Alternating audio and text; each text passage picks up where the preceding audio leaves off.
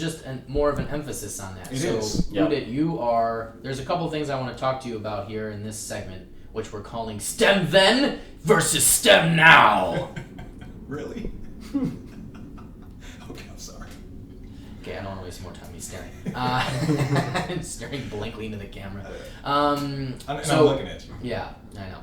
So, what I found very interesting, because America was kind of a leader in this area in the past, ironically enough, and now it's dipped.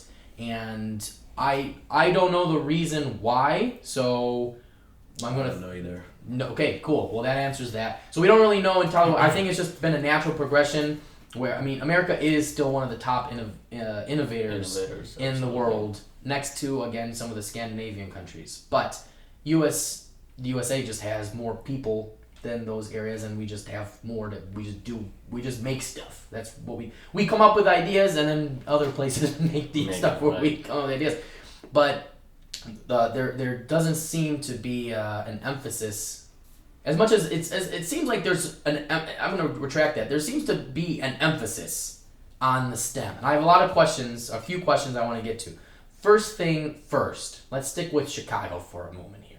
Because your company is Chicago based at the moment. Absolutely. Okay, question number one. I'm looking at your website here. It's a lovely website, as someone who used to sell and critique websites. One of my former jobs. Now, tell us a little bit about your company and the programs that you have. I see there's a few of them here. I see this supplemental STEM curriculum, STEM after school programs, and then some professional developments. You've got some different things you're offering. So give us a brief synopsis of that if you would. And then part two of that, I'd love for you to explain very briefly some of the trends you're seeing here in the Chicago schools, what's working and what isn't working. So I leave that to you, sir. So I worked in the school system, my first job out of college. Interestingly enough, I never thought I would end up in the education space. Really? Yeah. Despite you having a great education program, but you were not in education. I was not. Were with me in the business. Yes, I was in the business school, and but yeah, first job turns out to be for Chicago Public Schools, not as a teacher, but more on the administrative side. And that really just allowed me to, learn more about like the like being born in India, never really saw like the city school system before. So like really seeing it first time, and being able to getting a chance to visit schools, kind of see things. How did you feel when you first saw the inside workings of Chicago school system? Oh boy. To be honest, it was like, okay. Yeah? Yeah. You didn't feel like outdated books or kids not being where they should be overall? Or so, yeah. Or did you luck up, you were at a school that actually had excuse my French, had their shit together? Yeah. So I grew up in India. I did until my 10th grade in India. And so when I went to school there, we didn't have a whole lot of technology. Okay. I don't even know what the hell we were learning back then. Like they were teaching us some program called something that isn't being used anymore. I've never seen it like practically used anywhere. Okay. Like they were teaching us something which I had no clue. I can't even remember. Let's say that. So that's a bad sign. If you learn something and you're having a hard time remembering, probably wasn't something you need to learn. Right.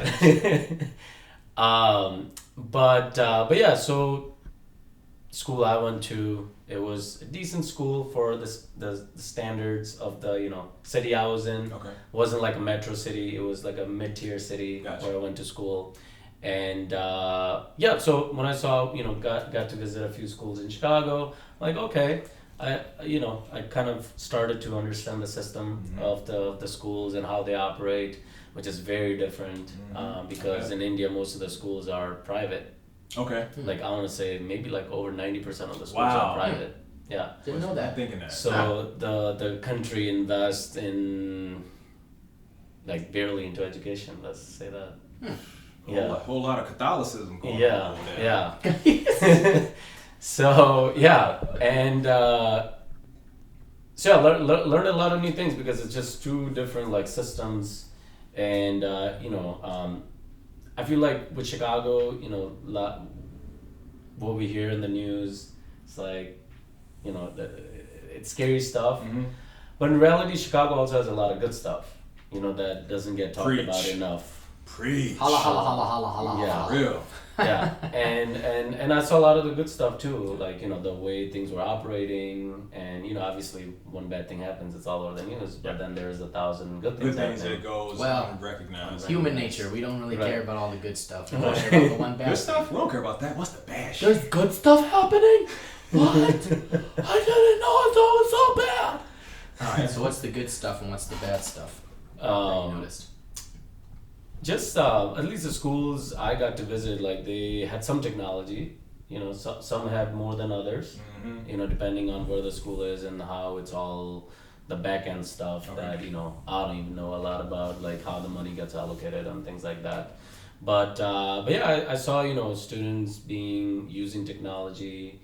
A lot of the success stories of like how like students just performing better with some new initiatives. I worked on some of the projects of like when the Ventra card first came out, that CTA released. Yeah. So I worked on the project that basically got every student Ventra card. Really? So that was one of my That's impressive, projects I worked for CPS, is to roll out and make sure every student gets a Ventra card so they can get to school. Students, Yeah, that's a big thing. Students, y'all need to be thankful. When y'all see this dude, y'all see him on a train or something, don't walk up to him like y'all about to like grab his iPhone or something. Give him a What's up, Dunkin' man? Donuts card for coffees in the Yeah, mornings. like Give him a say gift what's up. card to Amazon or something. Yeah. $5. Yeah. Just chip in the $5. He made it easier Pool for you your all to money. get school. Hey, we gotta get the enrollment anyway. You know what I'm saying? That's right. That's right. We gotta make That's sure everyone has the transportation and get to school on time. Yeah. Because everybody ain't got that chicken. You know what I'm Yeah, saying? that's right. Great callback from our conversation before we went on air. I like that. And so yeah, then versus now, we use so much technology into education and it's not enough. And the goal for us is how do we use more relevant technology? Okay. And What's relevant? What's more relevant technology? Because I feel like the kids do have a lot of technology that they're that's available to them in schools now. Yeah. So what would be something that's more relevant that would be new? Yeah. So some schools, for example, have iPads. Okay, you're right. Right.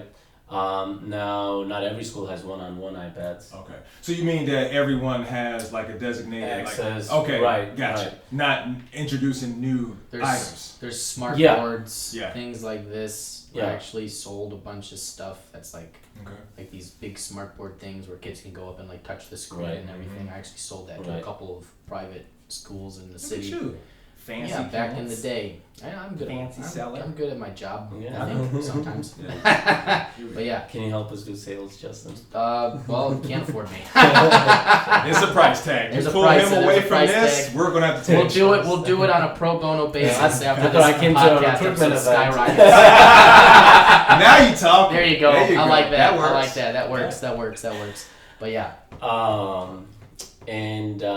So yeah, just more access to technology, Mhm. and just also using it the right Right way. way. Like so the right ways would be learning robotics. Like Amazon, all of their warehouses are completely automated now. Okay. Right, robots are pretty much doing everything. Yeah. From getting your order to getting it into the package. Mm-hmm. Right. That's true. So learning about robotics, learning about coding, which coding is #learn to code. yeah, learn the code. And when I was in school, like I barely learned anything about coding, right? And it's just so important. So when you learn how to code, you necessarily don't have to like pursue that career, but just knowing how technology works and how a software works or how Facebook works, knowing kind of the back end, it gives you more insight of just technology. You look at technology in a different way. So like we use various tools at our organization, and a lot of the tools I look them as a video game. Okay. And using the tool for what we need versus, well, let me rephrase that. So like I don't get intimidated by like a CRM or like any tool, right? We don't tell the CRM what to do. We tell this, so we don't let the CRM tell us what to do, but we use the other way. We design it so we know how we want to best use it. Okay. CRM, for those who don't know, customer relationship manager. For us in the sales world, we know this, but for those of you who don't know what that means, it's customer relationship management software. Yeah. So just, when you have that understanding of technology, you make things work for yourself, sort of thing. So your mentality changes. You don't get so handicapped by what's provided to you. Yep.